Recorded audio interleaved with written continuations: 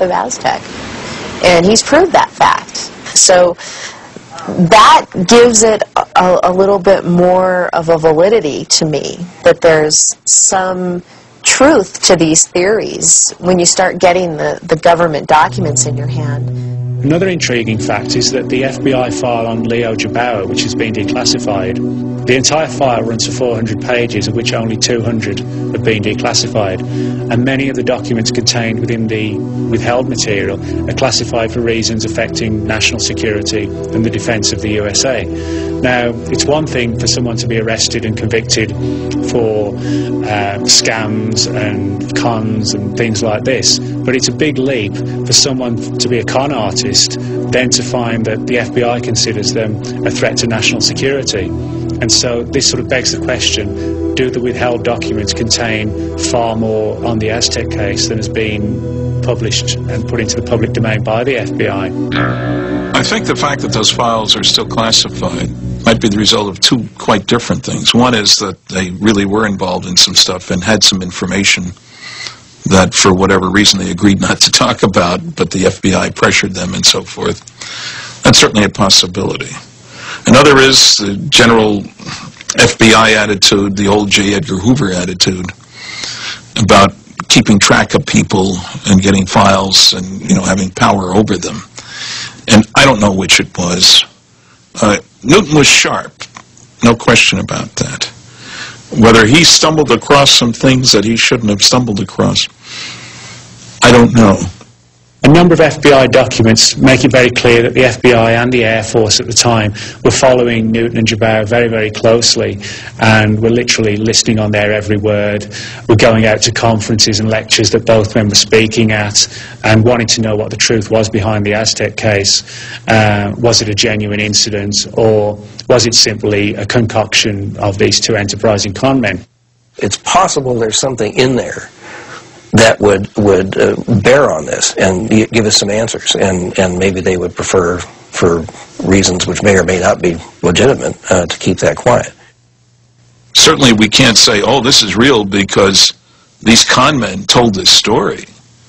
But because con men told the story about AZTEC doesn't mean that there wasn't an AZTEC story to be told.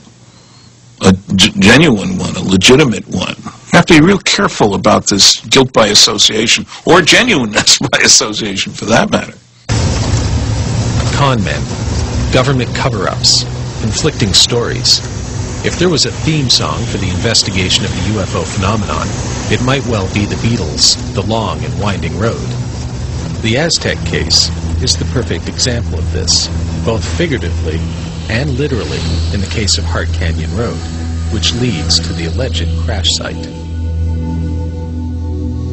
In looking at the story, one of the things that's come under scrutiny is the fact that the skeptics on the AZTEC incident claim that the Hart Canyon Road did not exist in 1948.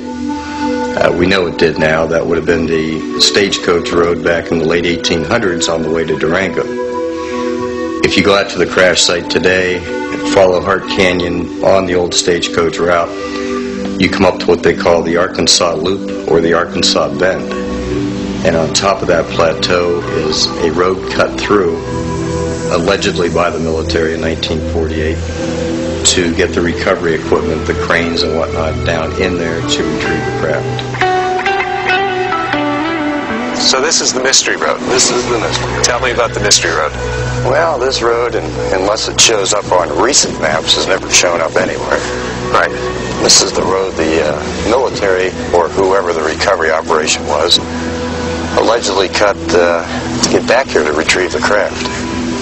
Okay. And this was in March 48. That's right.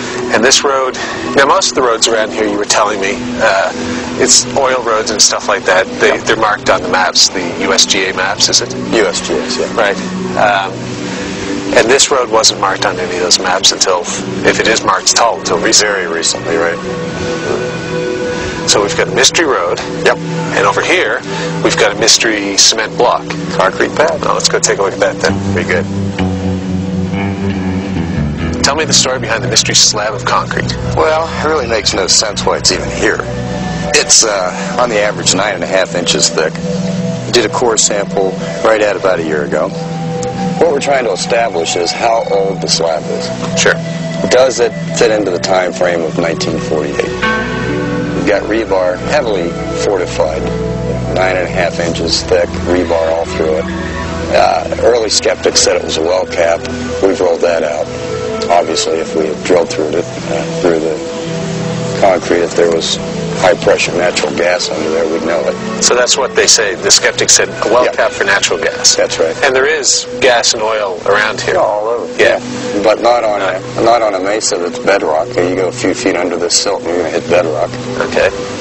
The grouting is of local, it's indigenous to the area. So they didn't truck it in, they just kind of They just used what was laying around here. So if you're coming down the road, you're in a, chop, you're in a hurry, cutting a quick road, something's happening real quick, you just pull what you can find. That's right. From the local area. Okay. Bring your Portland cement and your forms and rebar and be done with it. Now what's it doing here though? Why, if there was a crash site and all of this, what is this? When they cut the road, as you can see to this day, it's very silty. They had trouble with one of the crane arm supports, one of the legs of the crane. And the story goes they had to pour this because the leg would just keep going into the silt. Which, as you can see around here, is still a problem. Sure, I mean, if you can just walk over here and take a look at the silt. I wouldn't want to put a crane on that. Nope. All right, so you got a mystery road. Yep. You got a mystery slab. Roads allegedly cut by the military to come in here. Crane slabs allegedly put here to support, or the slabs allegedly put here to support a crane. Yep. What's the crane recovering? Allegedly. A flying disc, allegedly. A flying disc. Now, where's the flying disc? All right. Well, we don't know where it is now, but where was it back then, allegedly? About 200 yards straight through. Well, let's go take a look. Works for me. Watch your footing. Got any snakes around here? Not this time of year. The recovery group that was sent out to AZTEC was a hybrid recovery that had been formed after the Roswell incident because the Roswell incident had been so badly botched with a news release, basically a lot of people at the base being aware of it, the newspaper running an article, and after the Roswell incident, this newly recovery group was formed. This would have been a very, very elite group, so they would never have another Roswell incident where they had some young guys at a base, even though the 509th was a top-notch base with top-notch people. It was 8 months later, and Roswell kind of got botched, the news release, the press release. And the old-timer I talked to that was in Air Intelligence said that we were dealing with a much more mature crowd back then, late 30s, early 40s, so they would never have They'd never have another Roswell. Yeah, press releases going out, young PR officers and that sort of thing. Right. This was one of the best recoveries they had done to date. I think AZTEC is certainly part of the cover-up. I think after Roswell, they got much better at covering things up, making sure that they monitored flights of vehicles so that they would get there first, remembering that New Mexico is not highly populated. I mean, today it's less than maybe 2 million people in the 5th largest state, mind you. I think that the government made it a strong policy. They set up MJ-12, and they put the clamps on. And part of the keeping secrets is to lie and misrepresent and misdirect. That's standard practice. You know, again, New Mexico, when the first atom bomb was exploded, July 16th, 1945, it was seen from 100 miles away. It was a pretty big bang. There were articles